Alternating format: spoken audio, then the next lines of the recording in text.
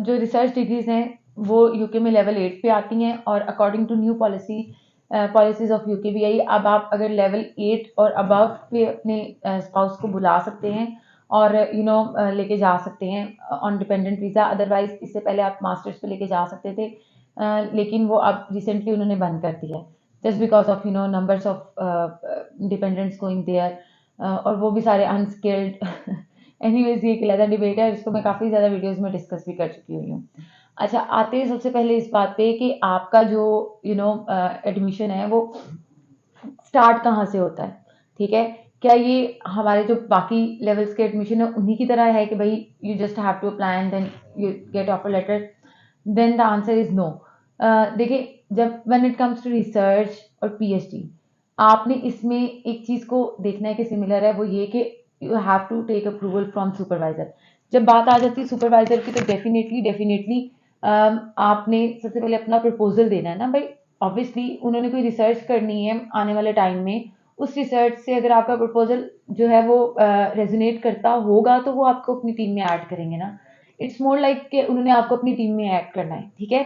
अच्छा, अब ऐसा तो नहीं हो सकता कि लाइक लेट्स से वो किसी और टॉपिक पे रिसर्च कर रहे हैं, आपका प्रपोजल उससे टोटली डिफरेंट है, तो डोंट एक्सपेक्ट कि सुपरवाइजर आपको अप्रोच वो रिस्पॉन्स भी करेगा, बिकॉज उसको डेली बेसिस पे मल्टीपल स्टूडेंट्स जो अप्रोच कर रहे होते हैं, अपना प्रपोजल भेज रहे होते हैं, तो उसने वो प्रपोजल पढ़ के सिर्फ उन्हीं को जो है शॉर्टलिस्ट करना होता है जो उसके आगे रिसर्च टॉपिक के साथ रेजोनेट कर रहा है। अच्छा, अब ये चीज़ सबसे पहले तो आप अपनी कंट्री जो है वो डिसाइड करें ना।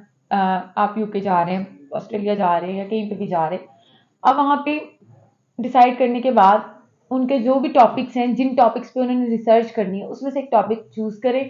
अगर वो आपकी डिग्री के साथ रेजोनेट करता है, उसके बाद आपने ऐसा प्रपोजल बनाना है जो कि ओवरऑल उनके टॉपिक्स और उनके प्लान्स के साथ से रेजोनेट करता हो।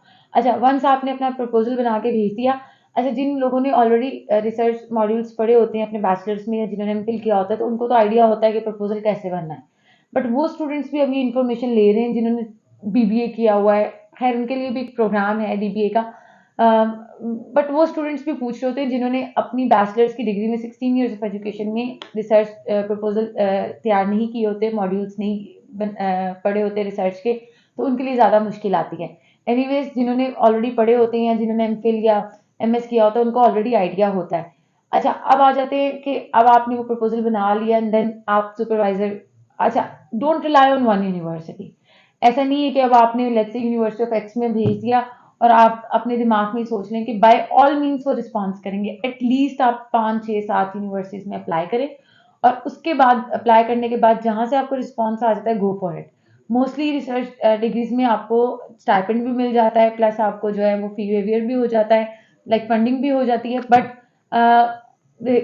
ऑन द अदर हैंड इस चीज को भी एक्सपेक्ट करें कि हो सकता है कि आपको यहाँ से कोई भी फंडिंग वगैरह ना मिले। एनीवेज, जैसे ही आपको अगर लेट्स से आपको एक सुपरवाइजर ने जो अप्रूवल दे दिए यूनिवर्सिटी ऑफ एक्स के, अब उसके बाद आपका इंटरव्यू पहले, अब अच्छा, मैंने अभी रिसेंटली प्रैक्टिस देखी क्योंकि हम ऑलरेडी प्रोसेस कर रहे हैं ना एप्लीकेशन। अब कुछ यूनिवर्सिटीज पहले इंटरव्यू लेती हैं, बाद में जो है ना अप्रूवल भेज रही हैं, ठीक है? वो ये चेक करना चाह रही होती हैं कि क्या ये जो प्रपोजल है कि स्टूडेंट ने खुद लिखा है, क्या उसको उसके बारे में नॉलेज है, या तो उसने कहीं से कहीं से भी करवा लिया। अब यहाँ पे आती है, ये बात बेसिकली आती है कि हम आपके बिहाफ पे नहीं कर सकते, क्योंकि जैसे अगर हम आपको प्रपोजल बना के दे भी देंगे तो बाद में आपके लिए प्रॉब्लम आएगी जब आपने इंटरव्यू में अपेयर होना है, ठीक है? अच्छा, अब आप अपना प्रपोजल खुद बनाएं तो सबसे बेस्ट है। किसी से एक्सपेक्ट मत करें, और अगर आप अंडर क्वालिफाइड हैं फॉर रिसर्च डिग्री, तो पहले यहाँ से आप कोई अपनी जो मॉड्यूल्स हैं उनको कंप्लीट करें एंड देन अप्लाई करें। इतनी जल्दी भी कोई नहीं है यूके जाने की या किसी ऐसी कंट्री में जाने की। सबसे पहले यहाँ पे आप अपनी जो है ना क्रेडिट्स कंप्लीट करें एंड देन अपना प्रॉपरली प्रपोजल पे काम करें। अच्छा, अब आ जाते हैं, आपको अगर अप्रूवल मिल जाती है सुपरवाइजर से आफ्टर इंटरव्यू, पहले आपका इंटरव्यू होगा, फिर आपको सुपरवाइजर से अप्रूवल मिलेगी, एंड आफ्टर दैट आपने एडमिशन अप्लाई करना है फॉर्मली। उसके बाद आपका ऑफर लेटर आएगा, उसके बाद सेम वही प्रोसेस है। लेट्स से अगर हम यूके की बात कर लें तो उसके बाद फिर होपफुली आपका इंटरव्यू होगा। लेकिन अगर आपकी रिसर्च डिग्री थी और ऑलरेडी आपका इंटरव्यू होगा, क्योंकि 2 3 स्टूडेंट्स ऐसे हैं हमारे जिनका पहले इंटरव्यू हो गया था, आफ्टर ऑफर लेटर उनका इंटरव्यू नहीं हुआ, ठीक है? उन्होंने फी डिपॉजिट कराई, फी डिपॉजिट कराने के बाद वीजा अप्लाई किया हुआ है। नाउ लेट्स सी क्या रिस्पॉन्स आता है उनका। तो कमिंग टू द पॉइंट, बाकी सारा प्रोसेस उसी तरह से है। ऑफर लेटर के बाद इंटरव्यू भी आप चले एक्सपेक्ट कर लेंगे कि इंटरव्यू होगा, फिर आपकी पहले फी डिपॉजिट होगी, फिर इंटरव्यू होगा, फ्री कैश। अच्छा, फिर उसके बाद आ जाते हैं उस पे, क्या कहते हैं, आपका वीजा एप्लीकेशन लॉन्च होगा एंड दैट्स इट। अच्छा, अब जो एक और रीसेंट प्रैक्टिस है हमने देखी है, अगर हम अपने स्टूडेंट्स की बात कर लेना, जैन में जितने भी स्टूडेंट्स गए हैं उनमें से 98% स्टूडेंट्स का जो है ना इंटरव्यू हुआ है एम्बेसी की तरफ से।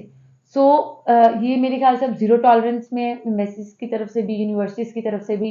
तो अपनी क्रेडिबिलिटी पे फोकस करना है, इसलिए कोशिश करनी है कि ए टू जी आप अपना ना, अगर कहीं किसी कंसल्टेंट के थ्रू भी काम कराते हैं, क्योंकि रिसर्च डिग्रीज की ज़्यादा अवेयरनेस नहीं है, तो आपको कहीं ना कहीं से अगर अगर आप हेल्प भी लेते हैं, हमसे भी लेते हैं, तो आप पूरे एक लूप में रहें, ठीक है, कि आप रिसर्च प्रपोजल प्रोवाइड करें, फिर हर चीज़ की लूप में रहें ताकि आपको पता हो। और अगर आपका एम्बेसी इंटरव्यू होता भी है तो तब भी आपको पता हो कि भाई मैंने कहाँ से स्टार्ट किया था और कहाँ से एंड किया, ठीक है। और एम्बेसी इंटरव्यूज को बिल्कुल भी अब जो है ना वो इजी लेने की ज़रूरत नहीं है। हर स्टूडेंट का तकरीबन हो रहा है, मैं खुद बता रही हूँ कि हमारे जितने भी स्टूडेंट्स थे जॉइनिंग टेक के, उनमें से 98% स्टूडेंट्स का जो है वो एम्बेसी इंटरव्यू हुआ है। Anyways, coming to the point, ये आपका पूरा प्रोसेस है। अच्छा, अब ये कोई रॉकेट साइंस नहीं है। अब जो स्टूडेंट है जो ऑलरेडी रिसर्च प्रपोजल किया होता है उन्होंने अपनी इस डिग्री में, तो उनके लिए तो बहुत आसान है, like they just have to send a proposal. कोई इतना रॉकेट साइंस तो है नहीं कि पता नहीं क्या है क्या नहीं। हाँ, यहाँ पे मेरी आपको टिप ये है कि मल्टीपल यूनिवर्सिटीज को अप्रोच करें, रादर देन कि आप किसी एक आधी यूनिवर्सिटी पे जो है रिलाई करने लग जाए कि बस मैंने भेज दिया है, अब तो इनका फर्ज बनता है कि मुझे रिस्पॉन्स करें या मुझे अप्रूवल भेजें। So that's all for today. इसमें ऑलमोस्ट हमने सारी चीज़ें डिस्कस कर ली और एक रफ डायरेक्शन भी दे दिया आपको।